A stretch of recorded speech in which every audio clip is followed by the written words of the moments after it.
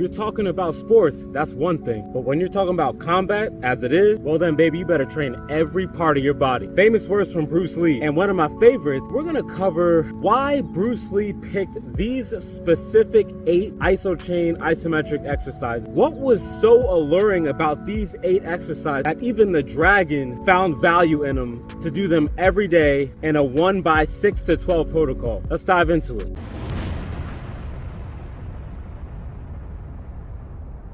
So as a recap, if you haven't seen the original video on Bruce Lee's Isochain isometric exercise routine, here's a link right here. Go ahead and check that out. Already covered it. So we're gonna go into more detail. So the 8 exercises, just as a recap, are the shoulder press from the top position, the shoulder press from the bottom position, the calf raise, the high pull, the front squat from mid position, the shoulder shrug, the deadlift from mid position, and a front squat from the top position. Now, why these exercises in particular? Well, the first thing that we can say, looking at the whole program in its entirety, is that it hits every single muscle group. It hits literally everything: posterior chain, anterior chain, upper body, lower body, core as well. No wonder the dude was so freaking strong and fast. So the duration is 6 to 12 seconds for every exercise that he does. It's one set, so it's a one protocol. The rest times are about 30 to 40 seconds in between. It's a lot longer than the normal 20-second rest that we normally give for the 1x6 or 3x6 or even 6x6 protocol. The standard is performing on the isochain in a 6-second contraction to gain strength, and we're doing that multiple times. The usual protocol is to rest for 20 seconds, but Bruce went for 30 to 40 seconds of rest time. Well, the first thing that I can say is that when he was going into these, sometimes he would be longer than 6 seconds. So I don't know if anyone on the squad has done a 12-second all-out isometric contraction, not yielding. I'm talking about overcoming. That is a different beast entirely. I challenge you to try it out. Hey, pause the video if you want to and give it a shot.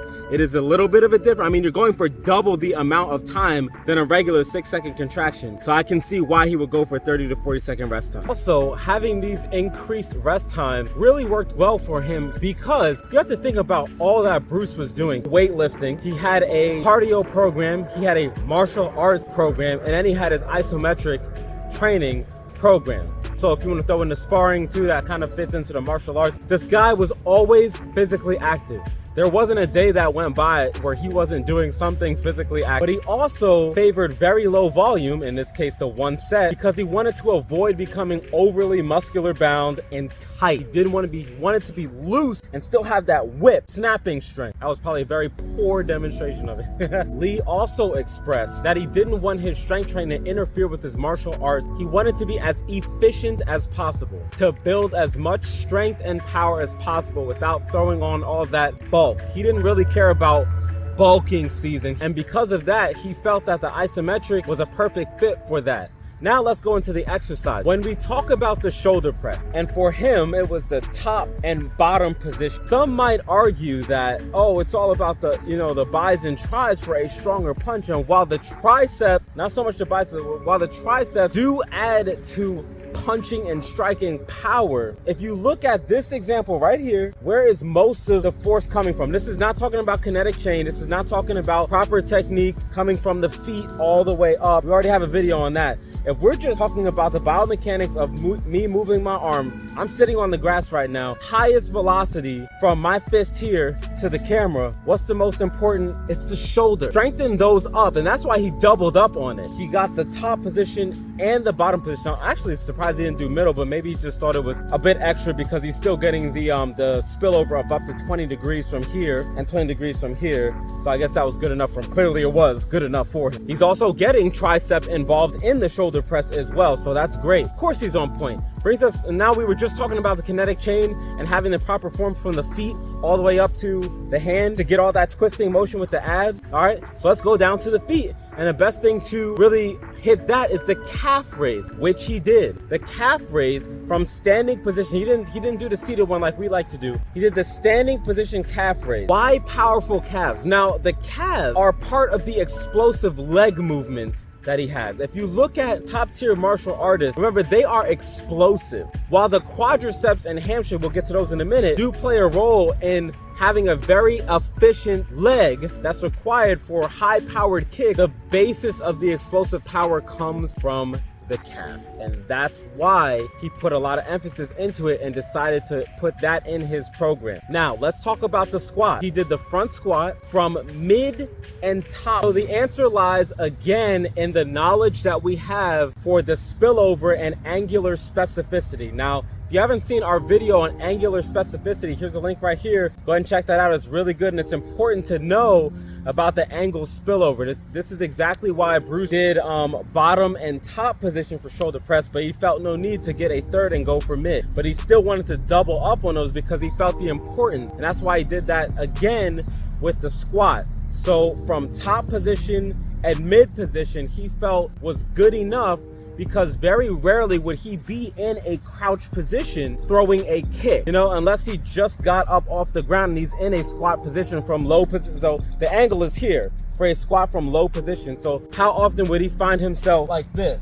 He wanted to get here and here. He's all about efficiency. And why those muscle groups, the quadriceps and hamstring and the glutes, which are also getting hit, super important. You want strong legs, you have to build up your quads, you have to build up your hams. And he knew the value of a squat. So that's why he performed the front squat in those positions. He knew the value. There's no way he wasn't going to add them in his routine. And the easiest to set up on the OG ISO. Now, let's talk about some posterior chaining for a bit. Let's talk about the shrug. Why would Bruce Lee want the shrug in his routine? I can tell you right now, this is easy. Ready? A stronger neck decreases the chance of someone knocking you out. What causes a KO?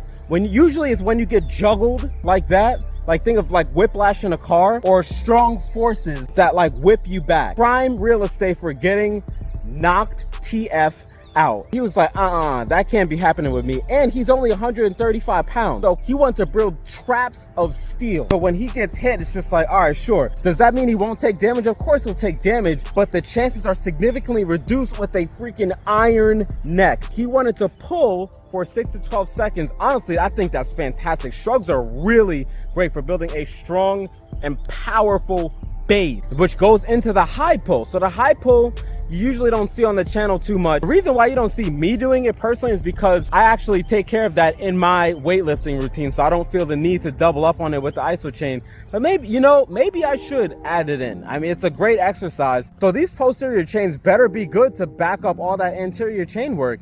And they are, because that's going to bring us to the last one, which is hitting up the entire body. It's the total body, and it is the deadlift, the tried and true. You want to work every muscle in your body. That's it. Very, very powerful exercise, and probably one of the best ways to develop strength throughout our entire body. He chose the mid position. To me, that makes sense. I don't see the point in really doubling up on a low and high position for deadlift in the program when you just hit everything else. Like, so we had shoulder press in 2 positions, we had squat in 2 positions. Why would we have to get deadlift? We already hit some of the muscle groups that the deadlift hits in other exercises. So why double up on that? Now we're just wasting time. Remember, Bruce Lee is all about being efficient with his time. So that is why he chose mid position for deadlift. You're getting the best bang for the buck, hitting here, getting spill over here, spill over here. If it's too much, we got the squats to take care of it. If it's too much, we got the shoulder press to take care of it. He also decided that he wanted to finish every Isochain session with hanging leg raises. Select amount of people work their core, and even fewer of them work it hard. They don't work their core like they hit their showy muscles like the chest,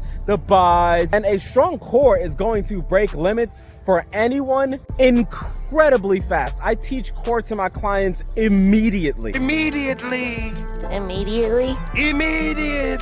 One of the first things that we learn, because when you have a strong core, all of your lifts go up, all of them, not some, all of them, because everything comes from your center. So having a strong core actually allowed for Bruce Lee's Isochain exercises to be taken to even that much higher of a level. Conditioning is what Bruce was all about. He's about technique, he's about form, and he wants the martial arts practitioners to have skills, because if they don't have skills, then what's the whole point of doing it? But he also was a very avid enforcer of also having a strong body, because I've mentioned this on the channel before. Or if you take, let's just say you take a front snap kick from somebody with technique, it's gonna hurt. If you take a front snap kick to wherever the kick is landing, it's going to hurt. But if you take a front snap kick from somebody with skills and a physique, and they train their body, the person that trains their body and has good skill is going to beat the person that just has good skill. It is what it is. It just makes sense to me. It's a simple mathematical addition problem. All right, guys, if you liked the video, be sure to drop a like, go and comment. If you want more videos on Bruce Lee and the Isochain, comment down below. I'll be more than happy to go over. I love these videos. All right, and if you're not yet part of the squad, hit that subscribe button. Come join the squad with us. We've got a Patreon too. We really appreciate your support. We have pledges for as little as $1 a month, and I will see you in the next video. Peace.